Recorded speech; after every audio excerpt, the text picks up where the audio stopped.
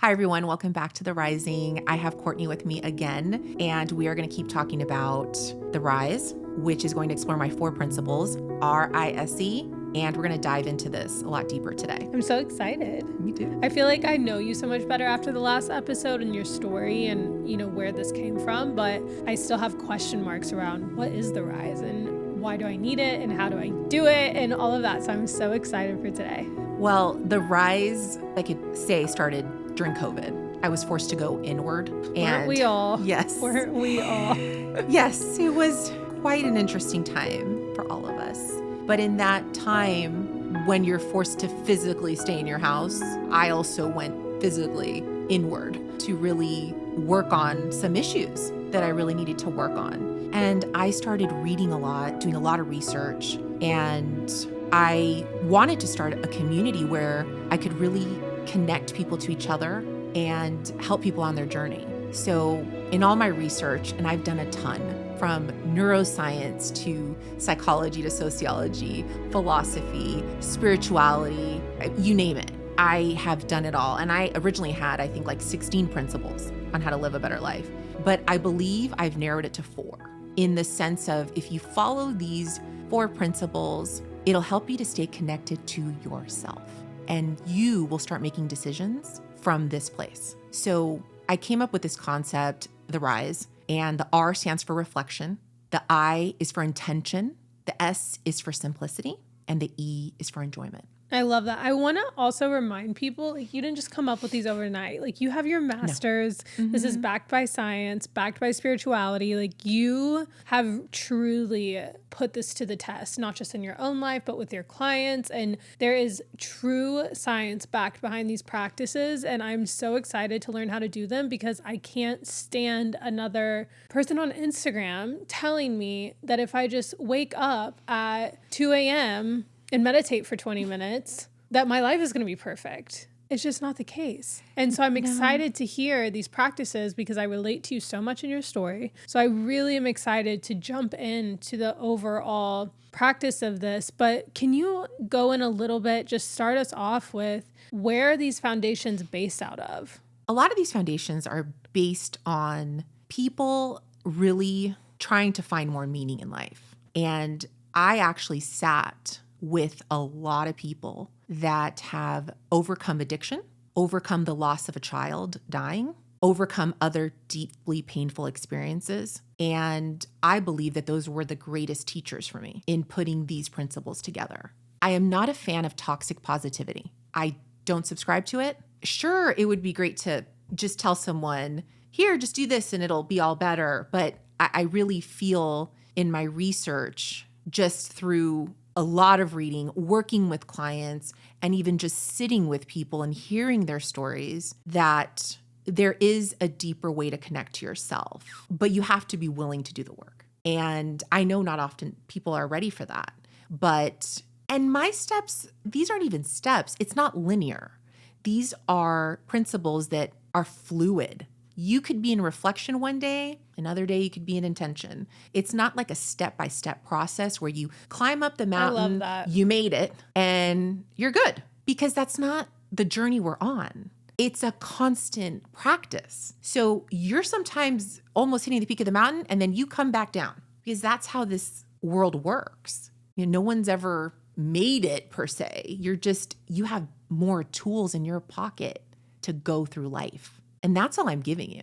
It's just more tools for you to access life with more ease, more joy, more alignment into what it is that really fills you up. I'm excited. So beyond principles or practices, this is a community. Tell me about the community aspect and why that's so important. The community aspect is really important for me because when you're on this journey, it can feel lonely.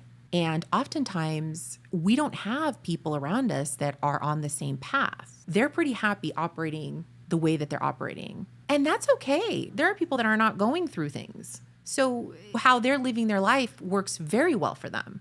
But those of us who are seeking more contentment and not comfortable staying stagnant, it's hard to find those people that are on the journey. So I really wanted to create a place where people could feel safe and where they could get some inspiration, get some guidance, and connect with other people that were speaking their language. Because when you're on this journey, the reality is you start speaking a different language. Not everybody understands your vocabulary, and you want to share it with your inner circle, but your inner circle doesn't understand what you're talking about. So it's very lonely, very isolating. There are days where you're asking yourself, should I keep going? Because this is like painful. Like nobody understands me. And you might lose friends. Yeah. I mean, or you feel so misunderstood and people are viewing you a certain way and they think you've gone crazy. They think you're having some kind of midlife crisis. And it's not even a midlife crisis. It's just one of my mentors calls it a crossover. What you're trying to do is just make more sense of your life. And you're trying to figure out, okay, do I want to live the next half of my life this way? But I think at any point you can ask yourself that question. I don't think you have to ask yourself that question in midlife. You can ask it way sooner. And that's kind of what I want to help even my own son who's 13. Like, start questioning. Does that work for you? Because if it doesn't, let's talk about it. Right? Because as parents, we even push our own wishes on our children, right? Not going to say that I'm not guilty of that, but I really do want to be a champion for people at any stage of life to feel like they have ownership of their life at any moment and they can ask themselves difficult questions. Yeah, there's no age too young and there's no age too old. No, absolutely. So when I started writing in February on Valentine's Day of all days, I wrote a piece for my husband, started writing on Valentine's Day. And then I thought, it would be really cute to share some of my writing with my family and friends on my personal Instagram. I don't know if that was the wisest idea. I think people were concerned.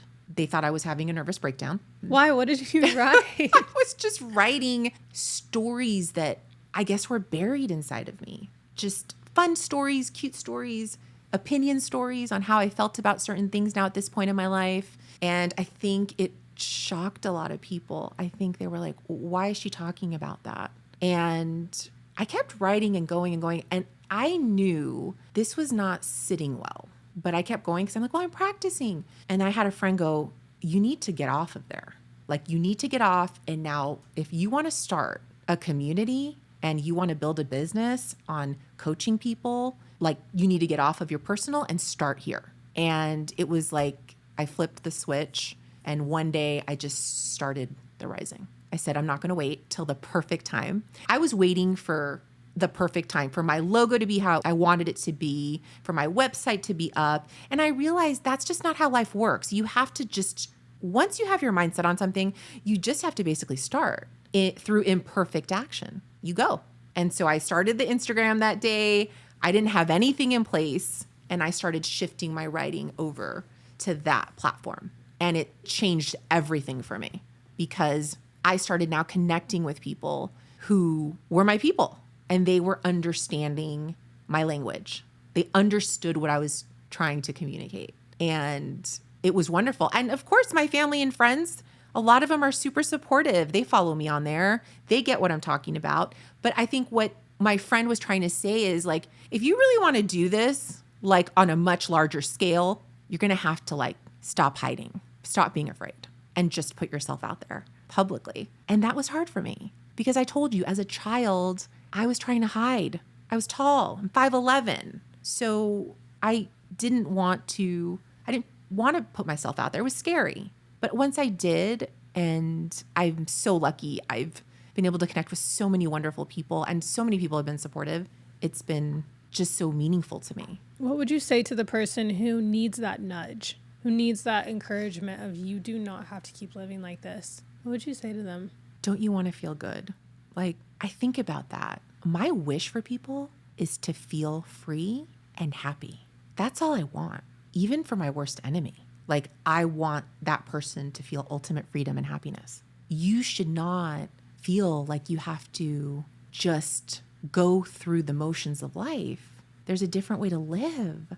You can live life with more joy. You can find things in your daily life, and they could be so small, so simple, but you can choose to just be in awe of the world, be in awe of the beauty around you. Find joy in a cup of coffee, find joy in your favorite ice cream, and, like, give thanks for that and live in this place of extreme gratitude for your life the way that it looks, even though it doesn't look perfect. I mean, my life certainly doesn't. It's a mess every day. And I show up, but I'm thankful for it. And I find joy in the most mundane things. But that's how I want everyone to live, like just full of more joy in general. I think the only reason anyone would ever push back against that theory of living life that way would be because they feel like it's unattainable. It's not attainable. I think people, when they think of change and they think of growth, they think it has to be done on this grand scale. But what they don't understand is when you decide today, I just want to live differently, all you have to do is have that awareness. You having that awareness is like the first step. And then you go from there. And I study a lot of finance too. And I study investing. And there's this term called compounding effect. So it's the same thing with any practice in life. The more you practice it over time, you see the result. And it's just showing up to the practice. So you may not fully understand the journey, but you're on the journey. And you show up every day and you take one small actionable step and you just have to keep going. And I think oftentimes people feel like they have to find enjoyment in the whole process. And the truth is, that's just not how it goes. In Buddhist teachings, they tell you, you're going to meditate, just show up to the meditation. Don't have an expectation of reaching enlightenment. This is not what it's about. You just show up on the journey.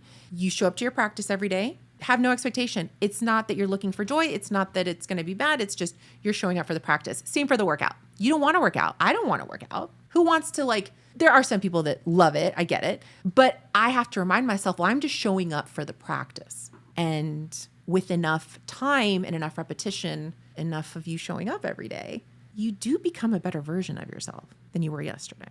So that's essentially what this is, just on a spiritual level. I think today the most important thing is for you to decide, how do I want to live the rest of my life? What is something I could do today to take that step into the unknown, even though it's scary and I don't know where this is all leading, but it has to lead me to a better way of living if you're not happy with your current situation. Thank you guys for joining me today, and I'm so excited to dive deeper into the RISE, R-I-S-E, the 4 core principles that will hopefully help you on your journey to your higher self. See you next time.